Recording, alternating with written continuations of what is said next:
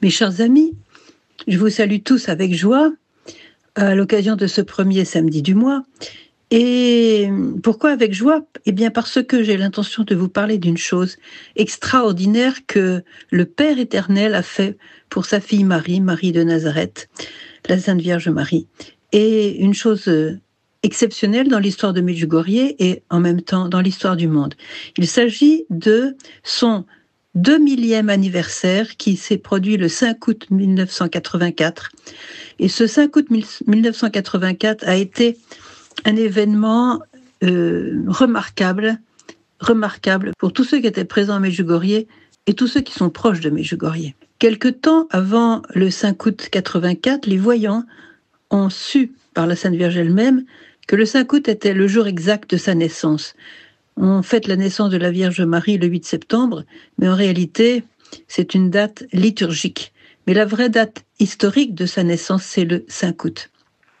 Et à l'occasion de son 2000e anniversaire qui tombait justement en 1984, le Père a voulu faire un splendide cadeau à la Vierge Marie. Et voilà ce qui s'est passé. Les voyants et aussi Yelena Vassil, la voyante du cœur, ont reçu de la Sainte Vierge cette connaissance que le 5 août, elle allait fêter ses 2000 ans. Et elle avait demandé que cet événement soit préparé par une neuvaine de prières et de sacrifices. Et puis le soir, la veille au soir du 5 août, donc le 4 août 1984, la voyante du cœur Yelena a vu Satan devant elle, c'est une vision, et il se tordait de douleur. Et il demandait à Yelena, demande-lui, donc il ne peut pas dire la Sainte Vierge, donc demande-lui de ne pas bénir le monde demain. Alors, évidemment, elle n'a pas tenu compte de cette parole, et finalement, il est parti. Et tout de suite après, Yelena a vu la Sainte Vierge en vision, et elle disait, Satan sait pourquoi il demande cela, parce qu'il sait que demain, donc le 5 août, le Père permettra que Satan soit lié durant toute la journée et qu'il ne puisse rien faire, qu'il ne puisse pas agir.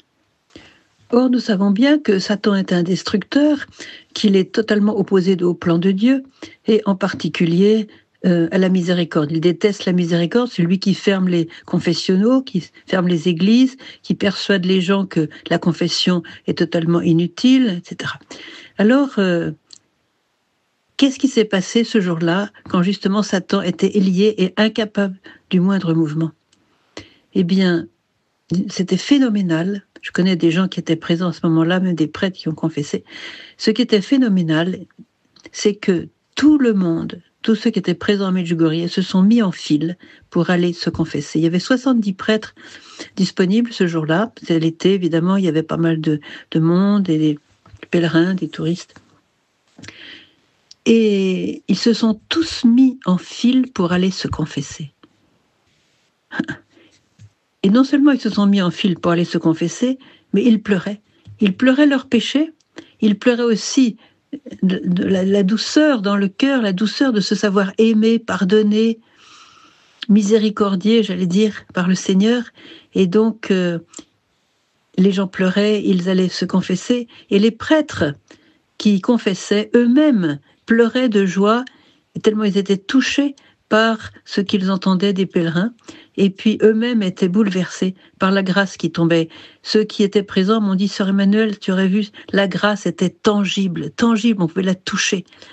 Et ce qui s'est passé, c'est que Satan étant lié, toutes les grâces de miséricorde, la miséricorde étant l'attribut le plus grand de Dieu, eh bien, cette miséricorde a coulé à flot dans ce village, si bien que les gens, je dirais instinctivement, mais spontanément, se sont mis en file pour aller confesser leurs péchés, pleurer leurs péchés et changer de vie.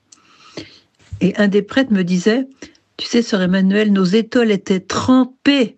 Elles étaient trempées par les larmes des gens qui se confessaient, qui pleuraient, mais aussi par nos propres larmes que nous ajoutions aux larmes de ceux qui venaient se confesser. C'était extraordinaire. Et même, il y a des gens qui étaient venus en vacances pour passer du temps au bord de la plage, au bord de l'Adriatique, se sont sentis poussés de l'intérieur, sans connaître Medjugorje, se sont poussés de l'intérieur, de venir à Medjugorje, et arrivés à Medjugorje, ils se sont mis en file pour aller eux-mêmes se confesser. Là, il y a eu un coup de filet de grands pécheurs. Il y a beaucoup de gens qui avaient des vies, disons, de péché, qui ont pu vraiment ressentir et accueillir la miséricorde de Dieu, l'infinie miséricorde de Dieu. C'était comme une illumination des consciences, ce moment où Dieu, par son Esprit Saint, illumine les cœurs, illumine les âmes, et où l'on voit clairement en quoi on a renforcé Dieu et en quoi il nous a aimés au point de nous laver de nos péchés par ce sacrement magnifique qu'est la confession. Alors cette journée exceptionnelle a été en quelque sorte comme une vision d'avenir, vous voyez, ce que le Seigneur prépare avec la Vierge, ce qu'on appelle le nouveau temps. Chers enfants, je vous prépare au nouveau temps. Et je me souviens de cette parole que Marie a donnée à la voyante Myriana: quand tous les secrets de Medjugorje seront révélés, ce sera la fin du pouvoir de Satan. Et c'était comme si le Seigneur donnait une vision prophétique de ce que serait ce nouveau temps quand Satan ne sera plus actif, ne sera plus capable d'agir. Et puis le soir de cette journée exceptionnelle, la Vierge a donné bien sûr aux voyants, ils ont eu leur apparition quotidienne, normale, et elle a donné ce message: aujourd'hui, chers enfants, je pleure de joie comme jamais je n'ai pleuré avant de tristesse. Et elle a ajouté: mais n'oubliez pas, chers enfants, que demain, Satan sera à nouveau délié de ses chaînes. Donc c'était, vous voyez, c'était comme une parenthèse, comme un petit morceau de ciel que le Père avait permis à cette époque-là, donc en 84, pour marquer l'anniversaire des 2000 ans de la Sainte Vierge. Et ici au Medjugorje, tous ceux qui sont un petit peu au courant aiment bien célébrer l'anniversaire de la Sainte Vierge, l'anniversaire historique de la Sainte Vierge. C'est toujours une joie, c'est toujours une célébration. Avec les voyants avaient d'ailleurs apporté un gâteau au sommet du Križevac pour l'offrir à la Sainte Vierge avec des bougies et tout ça. Voilà, au moment de ce jour-là. Alors comment expliquer pourquoi la Vierge était si heureuse qu'elle pleurait de joie? Elle pleurait de joie pendant l'apparition, c'était impressionnant d'après les voyants. Elle pleurait de joie, pourquoi? Parce que elle est venue pour collaborer, en quelque sorte, à l'œuvre salvifique de son Fils Jésus. Jésus est venu pour sauver le monde. Et le Père céleste a une pensée, une idée, un but, c'est de sauver le monde, sauver les âmes, que toutes les âmes puissent être avec lui, avec toute la Sainte Trinité, pendant toute l'éternité, à jouir de cette vision béatifique extraordinaire de Dieu qui nous remplira l'âme jusqu'au fin fond de l'âme. Ça sera quelque chose le ciel, c'est indescriptible, c'est pour ça que je ne le décris pas. Et ce que voyait la Vierge ce jour-là, elle voyait tous ces enfants qui venaient de toutes sortes d'origines. Vous voyez, il y avait des très saintes personnes et puis il y avait des pécheurs vraiment, disons des grands pécheurs. Vous voyez, il y avait de tout. Il y avait vraiment de tout.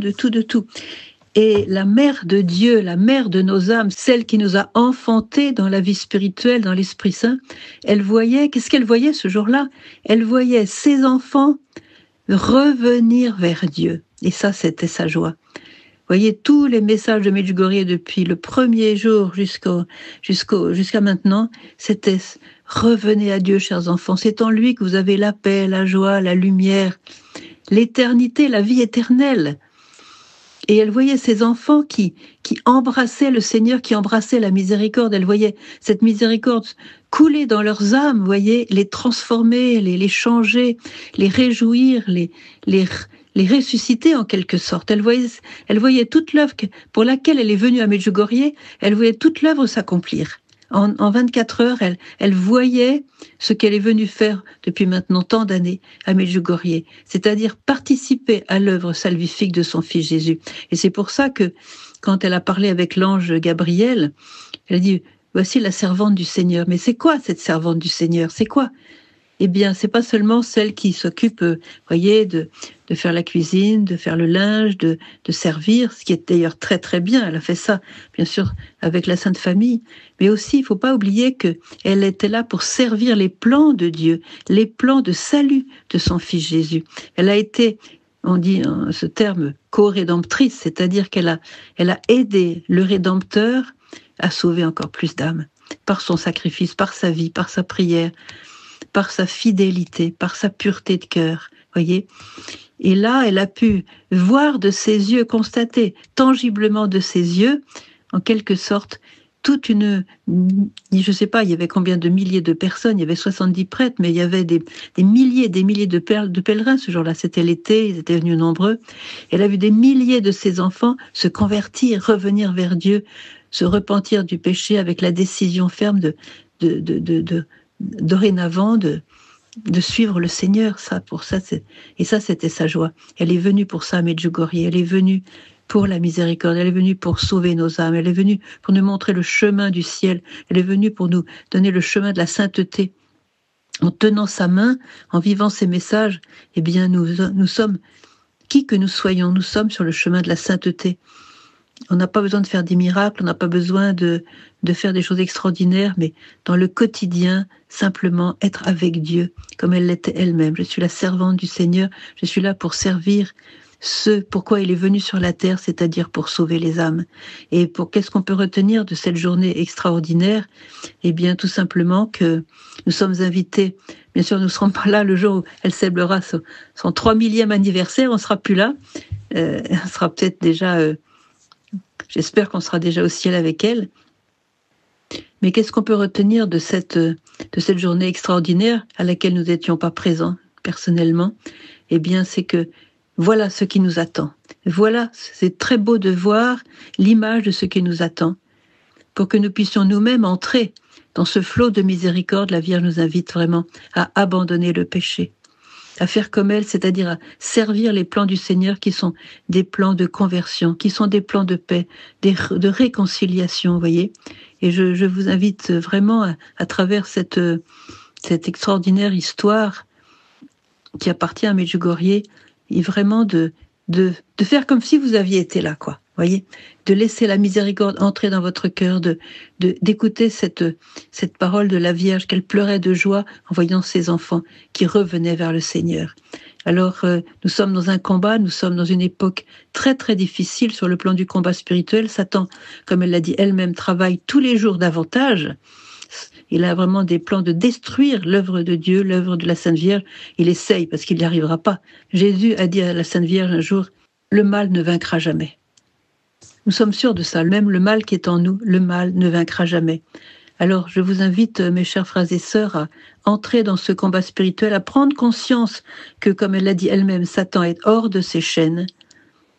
Et nous savons quelle est son œuvre, c'est-à-dire de bloquer la miséricorde, de bloquer le pardon, de bloquer la réconciliation. C'est pour cela que la Sainte Vierge a donné ce nom pour elle-même. Je suis la reine de la paix et de la réconciliation. Donc c'est une invitation pour nous de faire comme elle, la servante du Seigneur, comme elle a dit à Nazareth au moment de l'Annonciation. Je suis la servante du Seigneur. Et bien que chacun de nous puisse se dire, voilà, dorénavant, je voudrais moi aussi servir les plans du Seigneur, qui sont des plans de paix, de réconciliation, de pardon, d'amour, et que nous puissions un jour même pleurer devant cette miséricorde qui nous est offerte et qui a été achetée par le sang de Jésus sur la croix. Donc à grand prix, le Seigneur a permis cette miséricorde, il l'a obtenue à grand prix, et en contemplant ce sang qui a coulé de tout son corps, il n'y avait pas 1 centimètre carré épargné sur le corps de Jésus en croix, eh bien, en regardant le Christ, en regardant son sacrifice sur la croix avec Marie, avec les yeux de Marie, eh bien, nous pouvons vraiment nous décider, nous aussi, à servir les plans du Seigneur, qui sont des plans de paix, de réconciliation, de pardon et de joie. Voilà. Que cette joie vous habite tous et qu'elle commence à habiter le monde entier, qui en a bien besoin, qui en a tellement besoin.